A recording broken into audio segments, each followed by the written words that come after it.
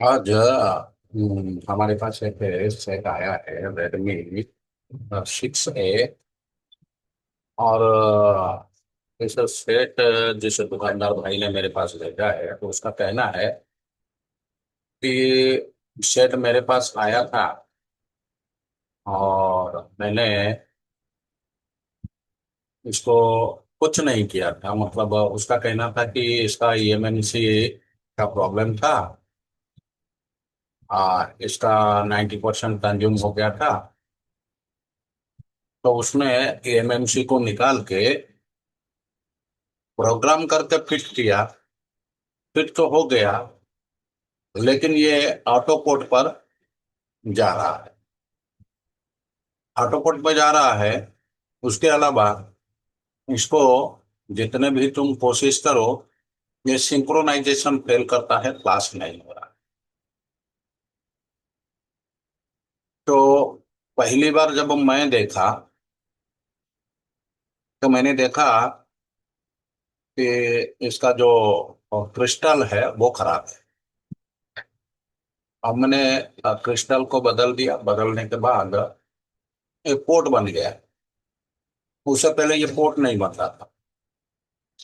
अब पोर्ट बन जाने के बाद मैंने इसका eMMC खोल कर चेक किया तो इसमें आरपीएम भी क्लीन हुआ है और सिर्फ एंड सिर्फ प्रीलोडर फाइल को जो है वो इंस्टॉल किया गया है। तो मैंने चलो सोचा पोर्ट तो बन गया है, अभी इसको एक बार किसी टूल से फ्लैश कर लेते हैं। अब जब मैंने फ्लैश खोलने की कोशिश किया, ये वही प्रॉब्लम दिखाया। हम्म, मतलब सिंक्रोनाइजेशन पे। अभी देखो, सेट में दिखा रहा हूँ। हम्म,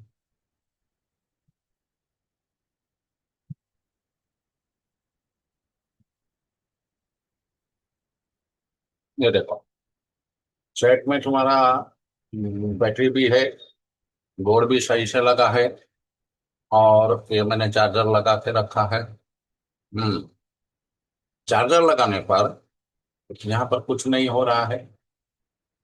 और बस ये नोटिफिकेशन लाइट जो है वो हर वक्त जलता रहता है। ये जो नोटिफिकेशन लाइट देख रहे हो ना, ये देखो। हम्म यह नोटिफिकेशन लाइट यहाँ पर जलता है बस। इसमें इतने के सिवा कोई कंजप्शन वहां पर नहीं हो रहा है। कोई भी कंजप्शन नहीं हो रहा है। तो बंदे का कहना यह है कि इसने इसका सीपीयू भी रिवॉल्व कर दिया है। सब कुछ इसने खत्म किया है। तो एक बार हम क्लास करने की कोशिश करते हैं, देखते हैं क्लास होता है या नहीं होता है। अगर नहीं होता है, उसका वजह क्या, उस पर हम आज एक एक करके यहाँ पर डाइवर्स करें।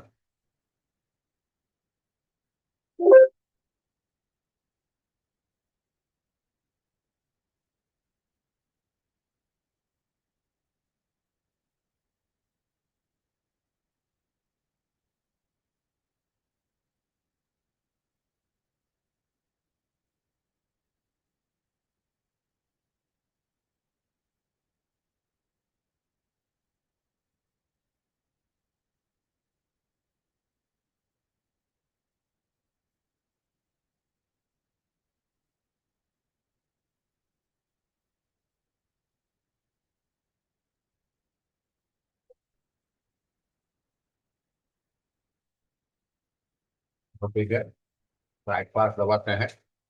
दबाने के बाद केबल को इंसर्ट करते हैं, देखते हैं क्या होता है।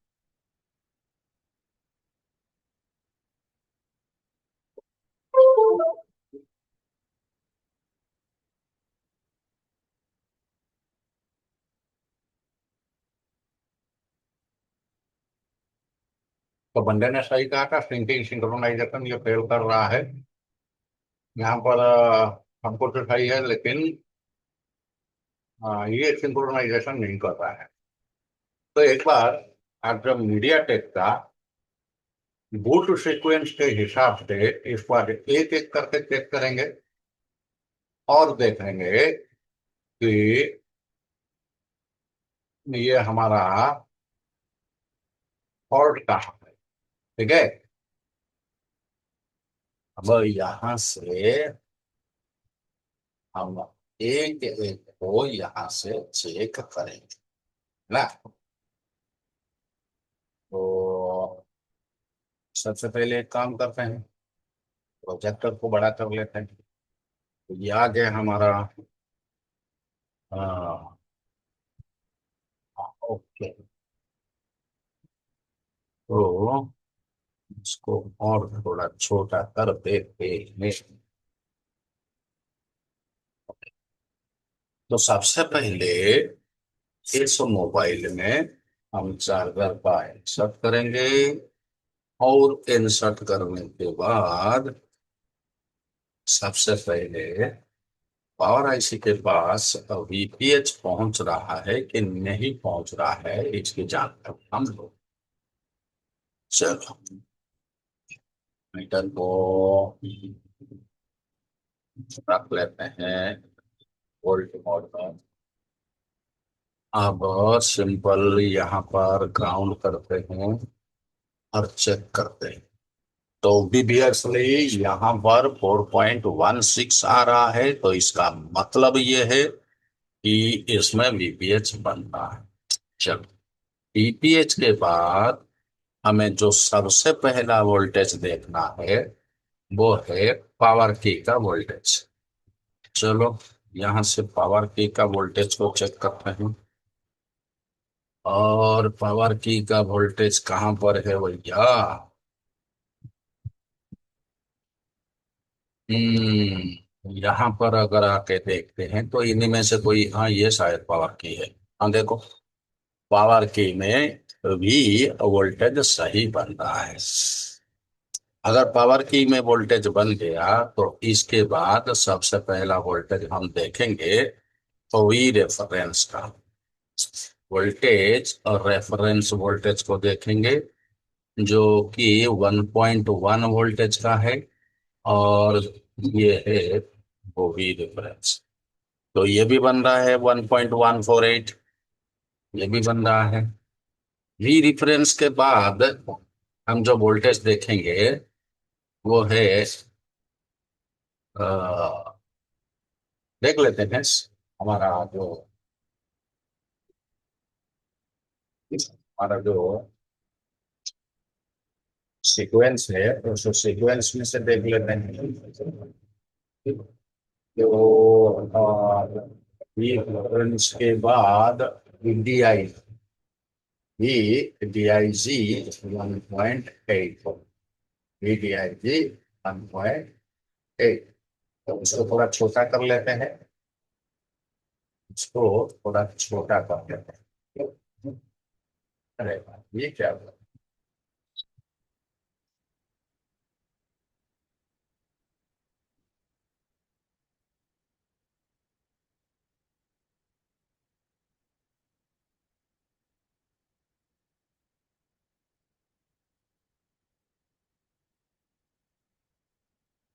हाँ, तो ये अभी ऑक्स ऑक्सिलरी वोल्टेज नहीं, यहाँ पर हम डीआईजी वोल्टेज को देखेंगे। और पहले वी वी रेफरेंस को यहाँ से कॉपी करते हैं। कॉपी करने के बाद इसको डायग्राम में डालते हैं, डाल कर सर्च करते हैं। सर्च करने के बाद ये आ गया हमारा वी रेफरेंस, और यहाँ पर डी आई जी भी आ गया, D I G, V D I G. और ये कैपेसिटर पे हमें वोल्टेज चेक करना है, ये कैपेसिटर कहाँ लगाएगा ये। चलो आगे बढ़ते हैं। तो कहाँ है भाई कैपेसिटर महाराज? वो कहाँ? तो कैपेसिटर यहाँ पर है, तो यहाँ पर हमें कितना वोल्टेज मिलना चाहिए? VDIG 1.8। तो OBVSV हमें यहाँ पर 1.8 वोल्ट मिलना चाहिए। कितना वोल्टेज मिलना चाहिए इस जगह में? 1.8 वोल्टेज। चलो देख लेते हैं। ये कैपेसिटर है और ये कैपेसिटर में हमें 1.8 मिलना चाहिए, मिल रहा है। तो VDIG भी ऐसा ही है। VDIG के बाद अगर हम आगे बढ़ते हैं तो हमारा Viox या कौन सा है? उसके बाद हमारा जो है वो है VRTC VXO22। तो यहाँ पर देख लेते हैं VRTC। तो VRTC हमारा पावर आईसी के पास होगा। VRTC हमारा पावर आईसी के पास होगा। चलो देखते हैं पावर आईसी को यहाँ से और इसी के पास पहुंच रहे हैं। तो ये है VRTC का कैपेसिटर। यहाँ पर हमें 2.8 वोल्टेज मिलना चाहिए। तो बिल्कुल मिल रहा है 2.7978, यानी कि ये 2.8 को VXO22 ये वाला कैपेसिटर है। तो ये वाला कैपेसिटर में चेक करेंगे 2.2 वोल्टेज, ये भी बन रहा है। तो यानी कि भी रिफरेंस भी मिल गया, भी रेफरेंस भी मिल गया, भी ऑक्स भी मिल गया, भी DIG भी मिल गया, VXO22 भी मिला, और RTC भी हमको मिल गया। अब इसके बाद अब ES2। तो ये है VS2 का कॉइल। तो यहाँ पर इस कैपेसिटर में चेक करते हैं 2 वोल्ट। तो ये भी बन रहा है 2.05। अच्छा, VS1 भी बन गया। तो यहाँ तक लगभग लगभग सारा वोल्टेज हमारा बन रहा है। चलो आगे बढ़ते हैं। VS1 आदर्श, इसको देखते हैं। ये कौन सा वोल्टेज है? ये राम का वोल्टेज है। VS आदर्श कहाँ मिलेगा हमको? डायग्राम में चलते हैं, इसको टेस्ट करते हैं, सर्च दबाते हैं तो ये आ गया VS आदर्श। तो ये लाइन है VS आदर्श और ये कैपेसिटर होता है ये। और VS आदर्श का इस कैपेसिटर को यहाँ से कॉपी करके यहाँ पे उस करते हैं, पेस्ट करके सर्च करते हैं। सर्च करके देखते हैं तो ये कैपेसिटर का, ये कैपेसिटर, यानी कि पावर आईसी के ऊपर 1 2 3 4 5 नंबर का कैपेसिटर VS आदर्श। अगर नहीं मिलेगा तो ऑटो पोर्ट बनेगा। चलो 1 2 3 4 5। अब VS भी 0.9 सही बन रहा है, ये भी सही है। अब आगे बढ़ते हैं, और कौन सा वोल्टेज है?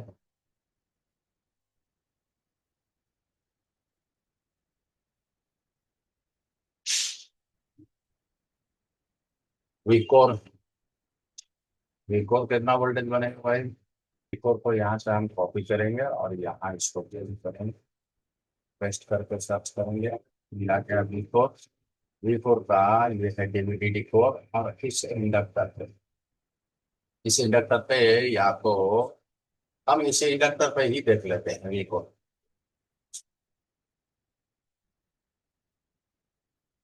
टेस्ट करो, सर्च करो, ये वाला। यहाँ पर हमें 0.5 से लेकर 1.2 वोल्टेज मिलना चाहिए। तो यहाँ पर 0.8 हमको मिल रहा है, तो मतलब ये भी सही है। अब भी कांस्टेंट मिल रहा है, इसमें कोई गड़बड़ी नहीं है। चलो आगे बढ़ते हैं।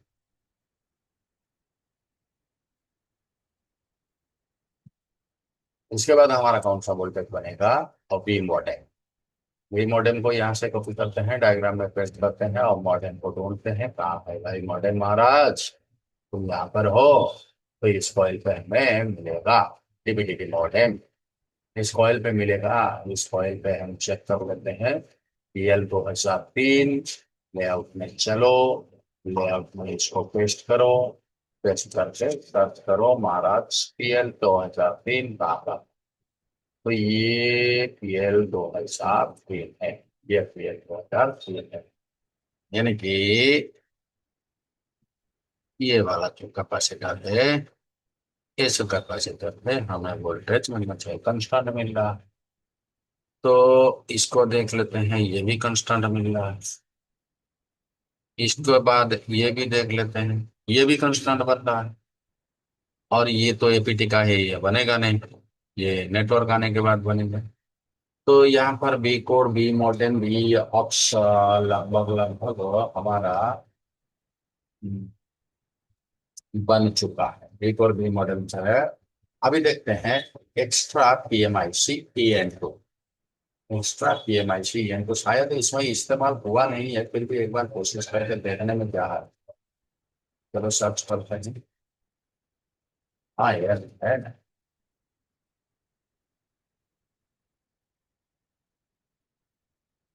तो यहाँ पर आया है 63 57। अरे बड़ो भाई, क्या होता है। और यहाँ पर हमें कुछ कैपेसिटर तो अभी तक नहीं मिला ना, कुछ कैपेसिटर भी नहीं मिला है, तो हम सकते हैं इस तरफ। कोई बात नहीं है, ये आईसी को देखते हैं, ये कौन सा आईसी है। ये एलडीओ का आईसी है, और BA 12। इस आईसी को यहाँ से कॉपी करते हैं और इसका V2 बॉल पे हमें PN का सिग्नल मिलेगा। कॉपी करो, लेआउट में पेस्ट करो, वहाँ पर सर्च करो। तो ये है वो आईसी। अरे ये आईसी के पास ये तो बॉल वाला आईसी है। इसको कैसे चेक करेंगे हम, EN2 आ रहा है कि नहीं आ रहा है। ये तो बड़ा मुश्किल व्यापार हो गया भैया।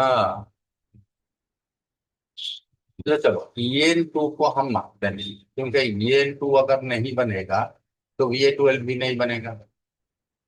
अगर EN2 यहाँ से नहीं जाएगा तो ये जो VA 12 ये तो बनेगा नहीं। अगर VA 12 बन रहा है तो EN जरूर जा रहा है। तो हम सिंपल यहाँ से एक काम करते हैं, इस कैपेसिटर को यहाँ से कॉपी करते हैं, लेआउट में इसको पेस्ट करते हैं, और पेस्ट करके यहाँ पर VA 12 वोल्टेज को चेक करते हैं। अगर यहाँ पर VA 12 हमको मिल गया तो हम समझ जाएंगे कि हमारा EN बन रहा है। कोई बात नहीं है, चलो इसको चेक कर लेते हैं। तो वो छोटा सा आईसी ये है, दिख रहा होगा तुम लोगों को। और थोड़ा जूम कर देता हूँ ताकि अच्छे से देखो। एकदम बढ़िया से जूम कर दिया, ये है वो आईसी जो कि BA 12 का LDO। अब इस आईसी के इस कैपेसिटर में हमें 1.2, अब देखो 1.196 वोल्टेज मिल रहा है। तो इसका मतलब ये है कि यहाँ पर VA EN2 भी बन रहा है, BA 12 भी बन रहा है। तो अगला प्रोसेस को और चलते हैं, अगला प्रोसेस की ओर चल रहा है। अगला वोल्टेज हमारा क्या है, BSRAM प्रो। हमारा है BSRAM प्रो, यानी कि voltage static random access memory processor. चलो आगे बढ़ो, देखते हैं ये कहाँ गया है। अरे हमें यहाँ जाना है, जल्दबाजी। BSRAM प्रो, ये कब बचता, ये लाइन पे यहाँ आया है, यहाँ आया है BSRAM DBFS। ये डिजिटल स्केलिंग वोल्टेज है, ये अगर नहीं मिला तो फिर चालू नहीं होगा भैया। तो ये सलाइन पे लगा है, ये का सलाइन कॉपी करो इसको, उसको अच्छे से कॉपी करो, लेआउट चलो, लेआउट में उसको पेस्ट करो, पेस्ट करके सर्च करो, सर्च करके ढूंढो कहाँ है। तो ये देखो कैपेसिटर, यानी कि ये CPU के बाईं तरफ एक दो पिन, सीपीयू के बाएं तरफ।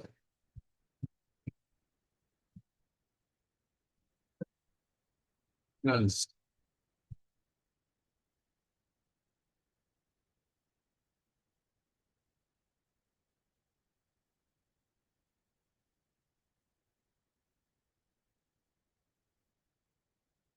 चलो, यहाँ हमें देखना है सीपीयू के नीचे बाएं तरफ एक दो तीन।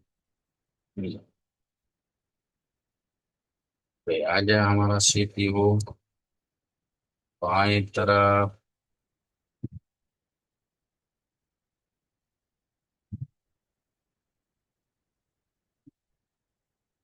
अरे कहा यार, कौन सा है भाई? अरे, ये सीपीयू रहा इस लाइन में, आखिरी छोटा कैपेसिटर के पास लगा बड़ा कैपेसिटर। आखिरी छोटे कैपेसिटर के पास लगा बड़ा कैपेसिटर। तो ये रहा आखिरी छोटा कैपेसिटर। हम्म इसके बाद वो ये है वो कैपेसिटर।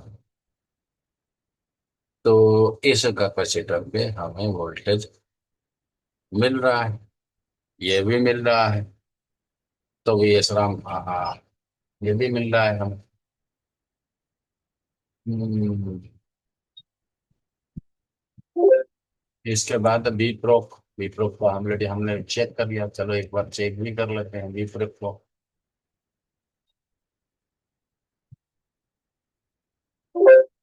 ये हीरा बी प्रोक, और ऐसे इंडक्टर पे हमको मिलेगा डीबी डीबीएफएस।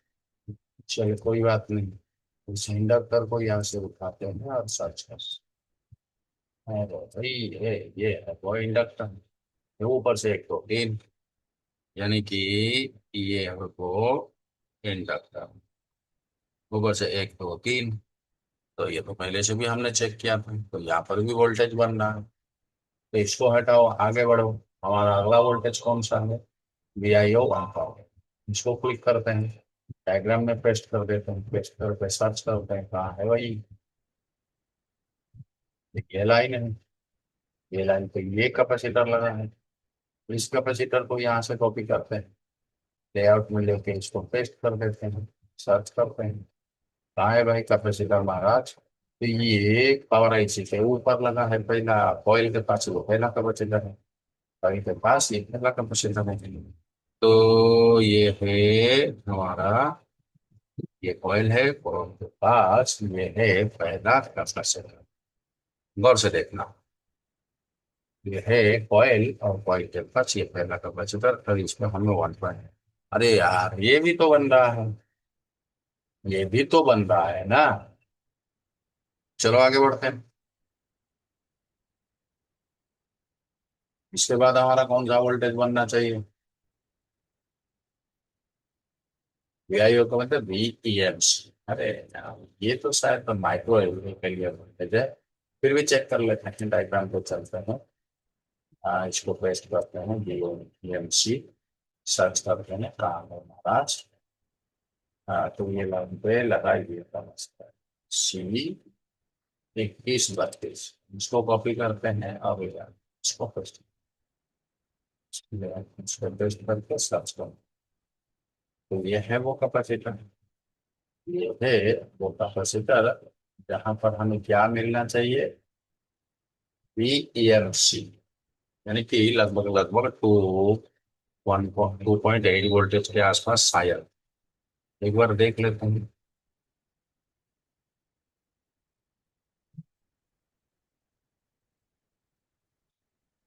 हाँ है भाई, एक दो तीन, एक दो तीन। अरे यार, यहाँ भी तो वोल्टेज बन रहा है। क्या परेशान है यार, कितना चेक करेंगे हम। चलो ठीक है, कोई बात नहीं। VIO 2.8, इसको भी देखते हैं ये कहाँ बन रहा है। टेस्ट करो, वही सर्च करो, VIO 2.8। आगे बढ़ो, आगे बढ़ो।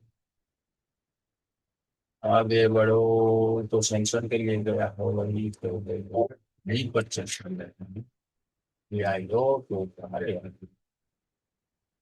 इसमें ये लगाया था कैपेसिटर तो इस कैपेसिटर को यहाँ से कॉपी करते हैं ये आउट में पेस्ट करके सर्च कर लेते हैं। चल भाई ये कहाँ हो दिखाई दे तो ये है कैपेसिटर एक दो तीन चार वाले ऊपर वाले कैपेसिटर एक दो तीन चार एक दो तीन चार ऊपर वाले कैपेसिटर यानी कि ये वाला। अरे यार ये भी तो बन रहा है वोल्टेज इसमें भी कोई दिक्कत नहीं है। चलो आगे बढ़ो। वीडी रैम डायनामिक रैम के लिए वोल्टेज बन रहा है नहीं होगा तो सेटा ऑन भी नहीं होगा। तो ये है वीडी रैम ये कैपेसिटर लगा है इस कैपेसिटर को कॉपी करते हैं यहाँ से लेआउट में पेस्ट कर डालते हैं तो इस पर सर्च करते हैं देखते हैं कहाँ है वो पता है वो कैपेसिटर वीडी रैम का वोल्टेज चेक कर लेते हैं बन रहा है कि नहीं बन रहा है। कितना नंबर कैपेसिटर है एक दो तीन चार पाँच छः छः नंबर एक दो तीन चार पाँच छः। अरे यार ये भी बन रहा है डीराम का भी वोल्टेज बन रहा है। चलो आगे बढ़ते हैं। ये वी यूएसबी या वी ऑडियो ये 2.8 वोल्टेज है। चलो इसमें तो करते हैं सर्च करते हैं तो ये है वो लाइन वी यूएसबी। अरे यार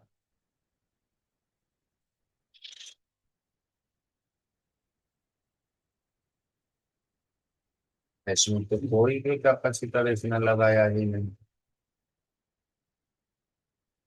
चलो इसको आगे बढ़ाते हैं देखते हैं। और ये कॉपी भी नहीं हो रहा है। चलो कोई बात नहीं लिख डालते हैं इसको V U S V _TMQ। चलो वही सर्च लगाते हैं काम होता है तो ये है रेसिपी एवरीडे 3.3 वोल्टेज ये लाइन में एवरीडे 3.3 वोल्टेज तो यानी कि ये 3 वोल्ट से इम्पल्स मिलेगा।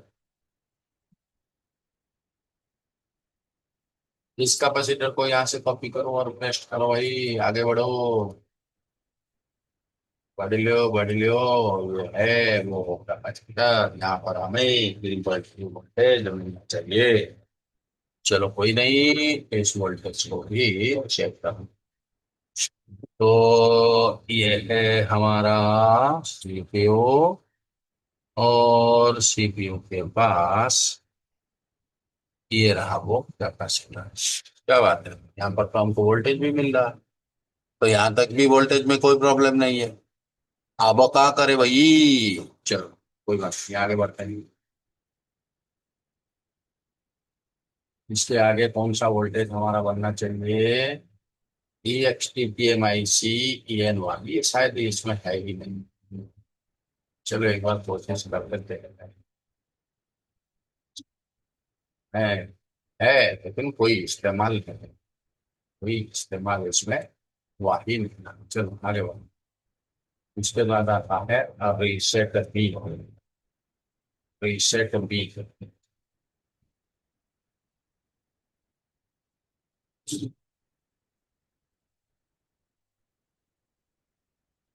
क्या क्या reset B system reset B इसको आगे बढ़ाते हैं काम पहुंचता है।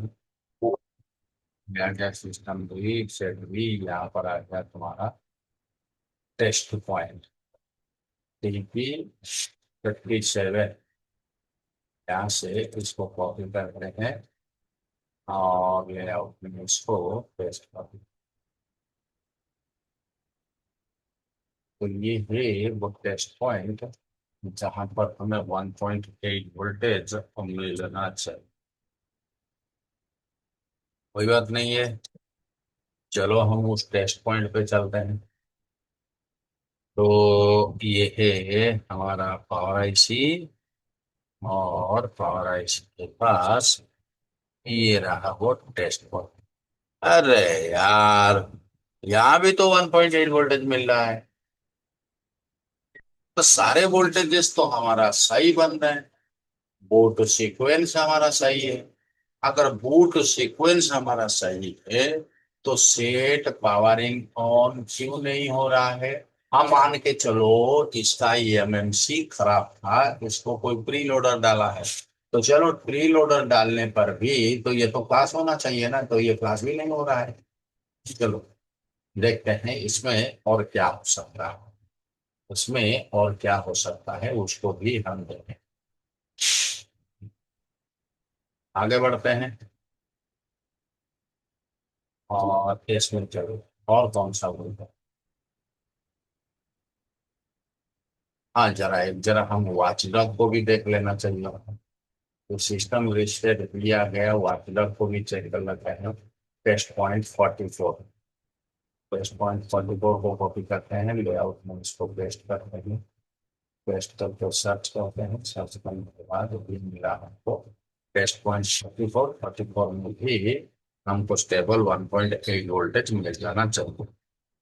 चलो कोई बात नहीं, इसको भी देख लेते हैं। ये है, क्या बात है, यहाँ पर भी वोल्टेज बन रहा है। यहाँ पर भी वोल्टेज बन रहा है, तो वोल्टेज बनने में कहीं पर कोई दिक्कत भी नहीं है। वोल्टेज बनने पर यहाँ कोई दिक्कत भी नहीं। तो आगे कौन सा वोल्टेज है भाई?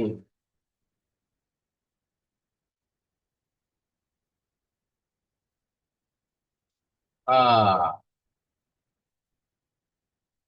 तो भाई यहाँ तो हमने सब कुछ देख लिया। यहाँ पर ऐसा हमने कुछ छोड़ा ही नहीं जिसको हमने नहीं देखा है।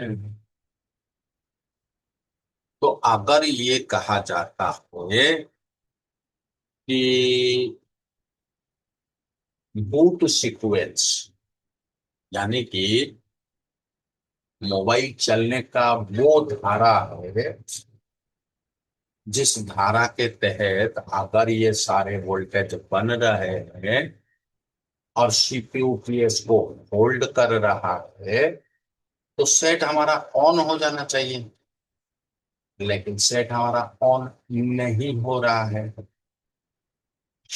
तो इसके पीछे क्या राज है?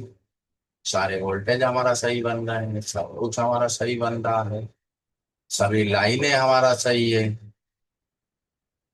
चलो एक बार एक काम करते हैं। इसका जो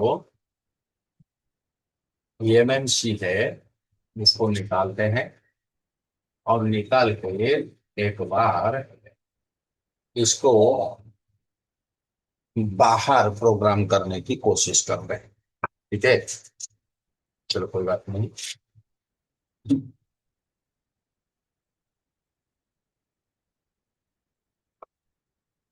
मान लेते हैं इसको भाई। ये हो गया हमारा ईएमएमसी। तो इस ईएमएमसी को हम यहाँ से निकाल लें। यार 50, टेम्परेचर 330।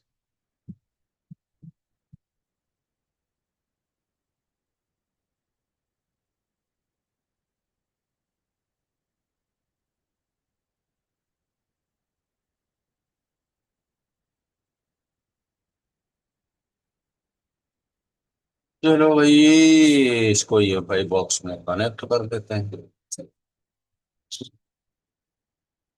ये फाइव बॉक्स को ओपन कर लेते हैं।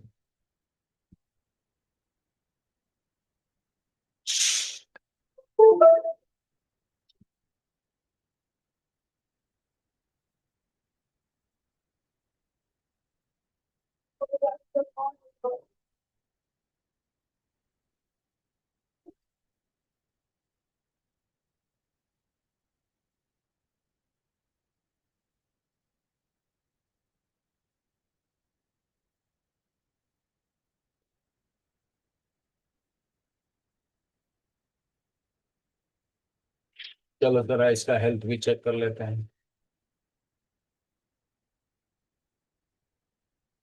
हेल्थ भी सही है, कोई इशू नहीं है। तो एक बार इसको ईएमएमसी फैक्ट्री रीसेट कर दो।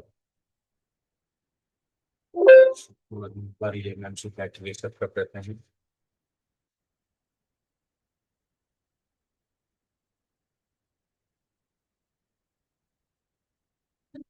चलो भाई रीसेट हो गया। एक बार इसको आइडेंटिफाई कर दो। अब आइडेंटिफाई करने के बाद एक बार इसका नाम टेस्ट कर।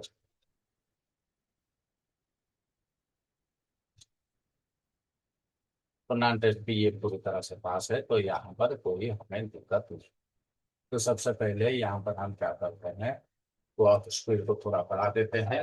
अब डेस्कटॉप में मेरा इसका पड़ा है डम फाइल। तो डम फाइल हम यहाँ डेस्कटॉप से उठाते हैं और उठा के यहाँ इसमें पेस्ट करके डम को राइट करेंगे ऑपरेटिंग से। और ये रहा हमारा रोल वन, जिसे टच करता हूँ कहिए। ये रहा रोल टू, और ये रहा रोल थ्री। ये 512 का है तो इसको 512 कर देते हैं, तो एक्चुअली हमारा बना हुआ है। तो सिंपल हम क्या करते हैं, राइट कर देते हैं।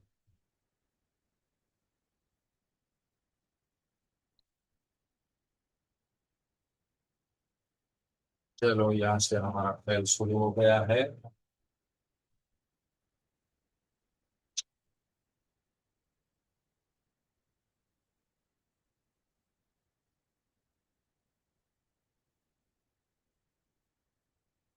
हम पहले डंप को राइट करेंगे, एनक्रिप्शन को चेक करेंगे, फिर जैसे कि वहां पर सिंक्रोनाइजेशन नहीं हो रहा है, तो एक बार यहाँ से हम डायरेक्ट इसको फ्लैश करके देखेंगे क्या होता है।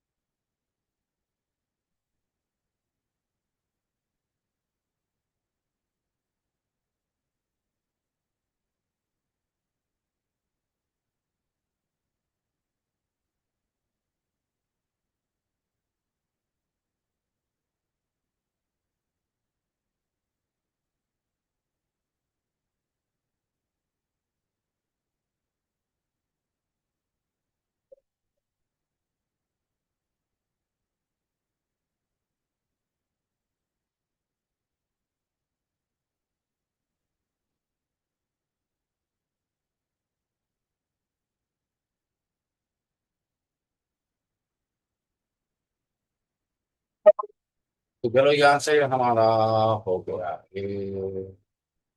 तो एक बार इसको आइडेंटिफाई कर लेते हैं, ये एंक्रिप्शन को देख लेते हैं, एंक्रिप्शन बना कि नहीं बना। एंक्रिप्शन हमारा बन गया है, एनक्रिप्टेड है। तो यहाँ पर जरा हमारा बोर्ड पार्टीशन कॉन्फ़िगरेशन जो है वो 0 0, क्योंकि हमने ये पीसी में डाला नहीं, और ये पीसी हमारे पास था ही नहीं, इसलिए हम सीधा यहाँ पर आते हैं। तो यहाँ से मैनुअली भी कर सकते हैं, और ऑटोमेटिक भी कर सकते हैं। चलो ऑटोमेटिक कर लेते हैं मोबाइल।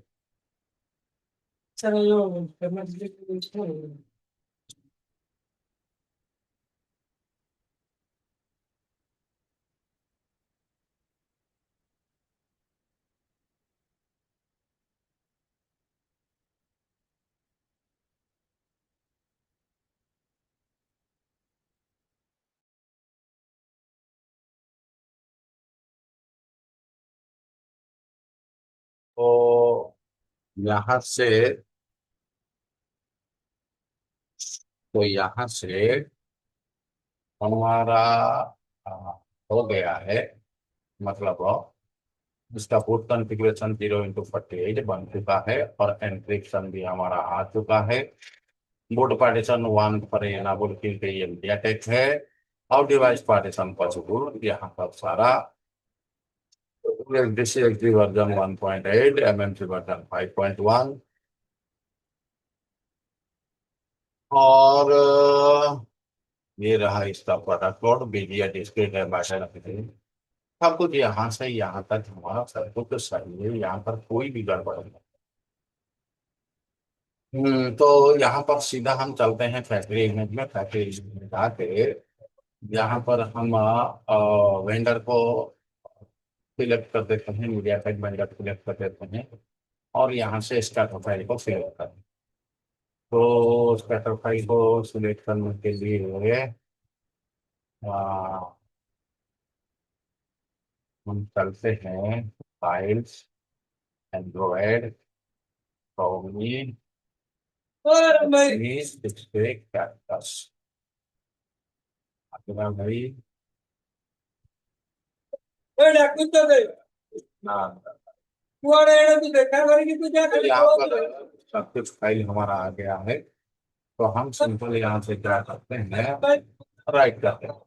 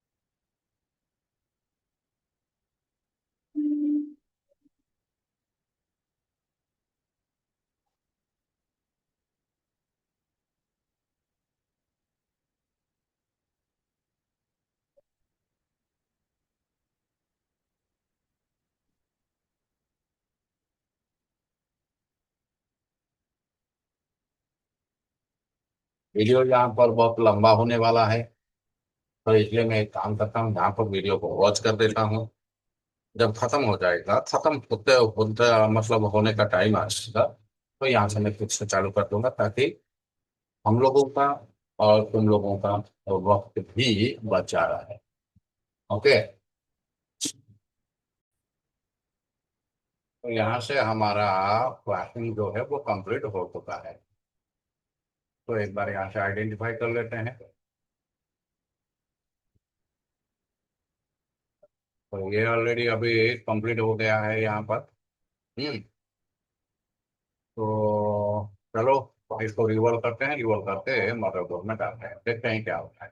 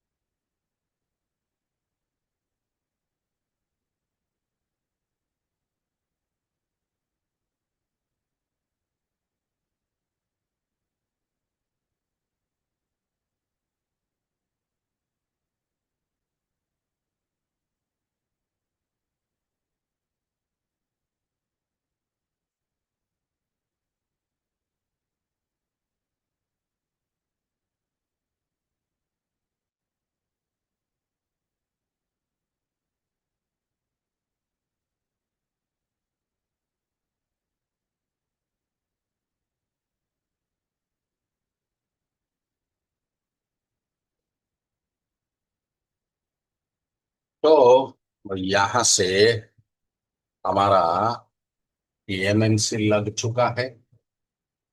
अभी हम इसको थोड़ा देर ठंडा होने देते हैं। ठंडा होने के बाद इसको हम बोर्ड में फिट करेंगे। फिट करके चेक करेंगे कि अब सेट ऑन हो रहा है कि नहीं। एक बात तो यहाँ से तय है। आज का वीडियो तो बहुत ज्यादा लंबा हो चुका है। अगर इसके बाद भी ये सेट ऑन नहीं हो रहा है, जरा अपने मन से सोचना। एमएमसी भी सही है, हेल्थ भी सही है, प्रोग्रामिंग भी हमने कर दिया, बूट सीक्वेंस सही है, सारे वोल्टेजेस सही बन रहे हैं, सब कुछ सही है, फिर भी अगर सेट ऑन नहीं हो रहा है तो उसके पीछे और भी कुछ राज हो सकते हैं। अगर आज सेट इस वीडियो में ऑन नहीं हुआ तो इसका दूसरा पार्ट हम बनाएंगे और हम कोशिश करेंगे कि सेट को हम ऑन कर सकें, इस सेट को हम ऑन कर सकें। चलो यहां से देख लेते हैं।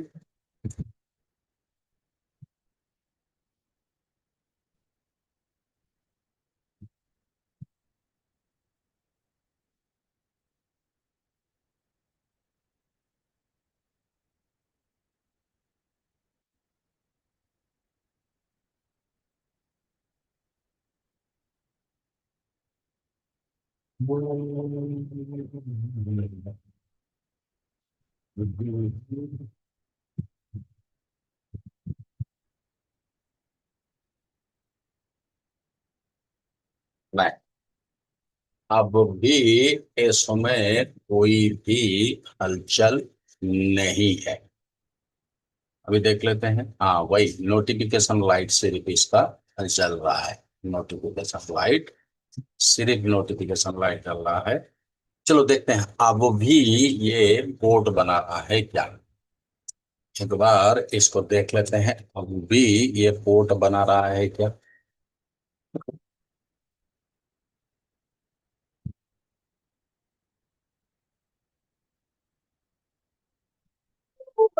अब भी ये पोर्ट बना रहा है।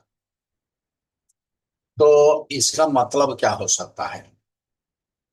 इसका मतलब ये है कि पोर्ट जब बनाता है मोबाइल, तो इसके पीछे रीजन क्या होता है? इसके पीछे रीजन होता है कि अगर ईएमएमसी को सारे वोल्टेजेस नहीं मिले, जैसे कि वीसीसी हो गया, वीसीसी क्यू हो गया, और रैम का वोल्टेज हो गया, डीवीडी डीबीएफएस हो गया, डिजिटल वोल्टेज हो गया, और ये अगर नहीं मिलेगा तो सेट आउट ऑफ कोर्ट में चला जाए। भले ही तुम प्रोग्राम कर लो, ईएमएमसी चेंज कर लो, सब कुछ कर लो।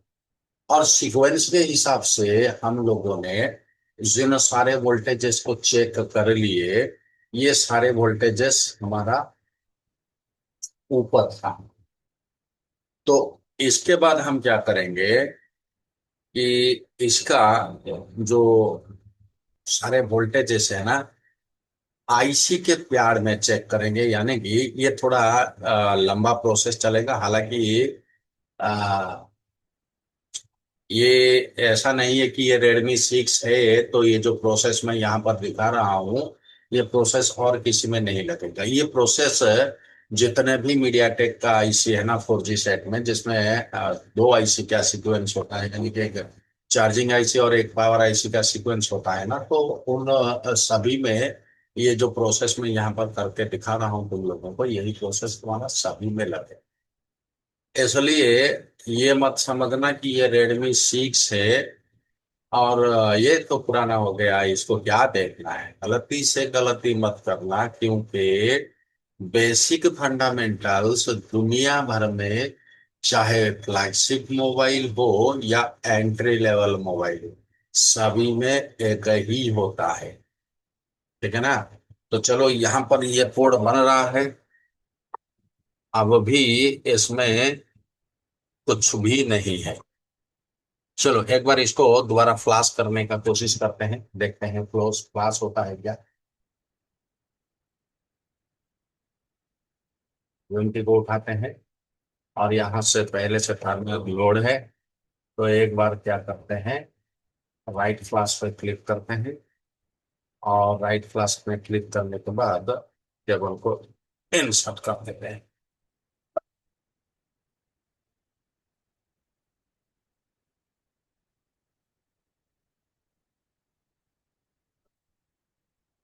अब भी देखो सिंक्रोनाइजेशन फेल यानी कि सिंकिंग फेल कर रहा है।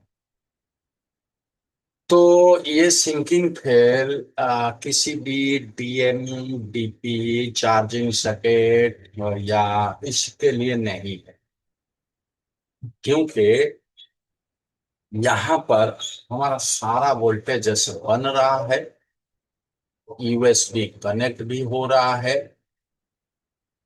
और यूएसबी के माध्यम से हमारा सीपीयू ईएमएमसी के बारे में जानकारी भी मिल रहा है। फिर भी ये कंप्यूटर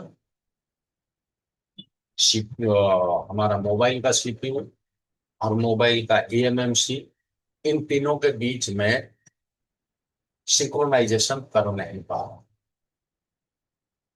तो इसका मतलब ये हो सकता है कि पीसी तो ठीक से कनेक्टेड हो रहा है, या तो हमारा सीपीयू या तो हमारा ईएमएमसी या दोनों, ये दोनों में किसी रैम का पॉइंट हो, वीडीडी वीसीसीक्यू का लाइन, वीएसएस का लाइन, डाटा क्लॉक का लाइन, अगर इनमें से कोई अगर एक फेल होगा या एक से ज्यादा फेल होंगे तो मोबाइल हमारा सिंक्रोनाइजेशन नहीं होगा। इसलिए ये जो अभी जो प्रोसेस होने वाला है ये थोड़ा लंबा प्रोसेस है। तो दोस्तों, अगर इस तरह का नॉलेजेबल टीचिंग आप लोग चाहते हो तो मेरे क्लास को ज्वाइन कर सकते हो। इस महीने के 10 तारीख से नया बैच शुरू हो रहा है, लिमिटेड सीट है, ज्यादा स्टूडेंट्स में लेता नहीं हूँ, इसलिए जिनको क्लास करना है वो मेरे से संपर्क करें। और वीडियो के नीचे मेरा एक व्हाट्सएप नंबर होता है, मेरा पर्सनल मोबाइल नंबर होता है, वहां से चाहे मुझे तुम डायरेक्ट कांटेक्ट कर सकते हो, कर सकते हो। और इस मोबाइल का जो अगला भाग होगा वो हम अगले वीडियो में डालेंगे, क्योंकि ये थोड़ा तुमको क्या है कि ये थोड़ा मतलब इरिटेट करेगा, इतना लंबा वीडियो हो जाएगा। मैं जहां से जानता हूं, क्योंकि अभी आईसी को उतारना है, साफ करना है, सारे पैड के बाद पैड वैल्यू लेना है, और आईसी आईसी के बीच में कम्युनिकेशन हो रहा है कि नहीं हो रहा है इसको भी देखना है, थोड़ा लंबा प्रोसेस है। तो अगले वीडियो में हम इसको ऑन करके देखेंगे और इन दोनों वीडियो के माध्यम से आप लोगों को पता चल जाएगा कि ऐसी तरह का हीट मोबाइल आए जिसमें एमएनसी सही है, सीपीयू सही है, और तुम्हारा सॉफ्टवेयर सही है, बूट सीक्वेंस सही है, फिर भी सेट क्यों नहीं ऑन होता है, इसके बारे में हम अगले वीडियो में जानकारी लेंगे। शुक्रिया दोस्तों।